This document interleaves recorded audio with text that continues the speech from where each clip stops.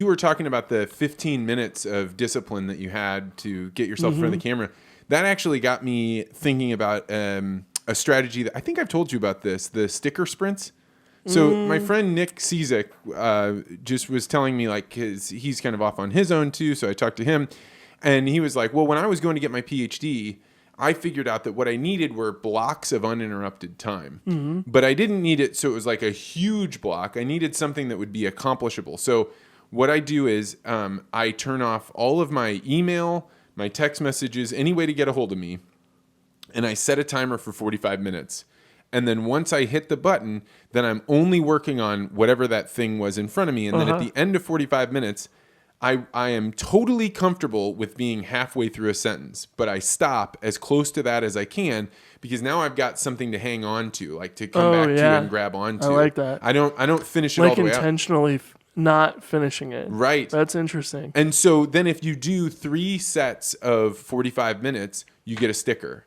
And your goal is to build up the number of stickers that you can get in a day. How much time can you spend doing this focus? And it has been a miracle for me. That's super cool. I don't think we've talked about that, but it's very similar to have you heard of the Pomodoro technique? This is somewhere around this, yeah. It's very simple. It doesn't really work for me because it doesn't have those nuances of you should intentionally finish things halfway. I did that last night, not on purpose, but I left to go hang out with you guys, and I was in the middle of coding on something, and I left it there, half finished, and I knew what my next thought was going to be, but I know I can go home and pick that up exactly where I left off because I left it with a thread that I can hang on to versus like completing that thing and then next time I'd have to sit down and figure out what I want to start working on. Well, and this hits on exactly what you were talking about with programming. Like one of the hardest things for people to do in order to become productive or even just to start is to know where to start. Yeah. Right. Like that is, I think, one of the things that holds people back the most. And we've talked about the concept of resistance, right? Like the voice that when you wake up in the morning and you know you should go for a run, but there's this voice that says like, it's a little cold out or, oh, you worked too hard yesterday or you should, and that resistance actually occurs throughout your life, right? And in every single area.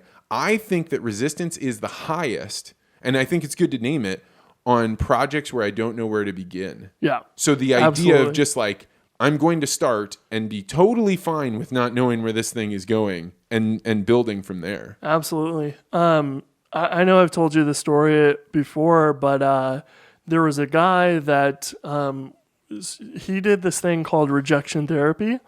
And it's so amazing. It went viral because he would record himself and his challenge was to go into, say, Starbucks and just ask for 10% off. Order something, but you have to ask for 10% off just out of the blue. And like, just put yourself in conversations where you're going to be told no. And intentionally ask for things that you will be told no. And so he goes into Krispy Kreme one day and asks for, it was hilarious. Like, I would certainly expect to be told no for this. He goes in and he asks for 5 donuts and he wants them to be the colored in the Olympic rings. And so the lady, instead of saying no, she goes, hold on, give me a minute. And she goes back and he sits down and he's recording this on his phone and sits down at this table across from the cashier register. And he's like super freaking out in the video. Like, because normally they just tell him no. Yeah. And he's like, okay, I got it over with. I can leave now and blah, blah, blah. And he's now like, oh God, I asked her to do this thing. And I wanted her to say no, but she said yes. Like, what do I do now? And so she goes and actually cuts the donuts and gets the icing to match all the colors. She Googled it to make sure she got it right. And then brings him a box with all of them in there, all colored icing and everything. And he's like, oh my God, I'm so sorry. Thank you so much. This is amazing. Like, I am super sorry that you had to do that. And he posted online and like the internet was like, this person needs a raise. And so the internet loved it. And he like had this amazing lesson out of there. It was like, you don't get what you don't ask for, but you also you also like are worried about rejection, and you got so wrapped up in like I want the no that you forgot that you could get a yes on asking for hard things. And so then he like had this fascinating moment that everybody was like, that's really interesting, this rejection therapy thing. And then they like people were contacting Krispy Kreme corporate and like found the lady and her name and were like, you guys need to do something for her or whatever. And yeah, I think she got promoted or whatever. Oh, what a great story.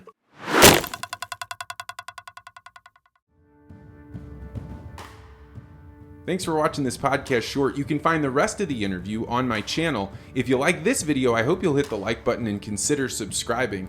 I release a new interview with an interesting person every Wednesday morning.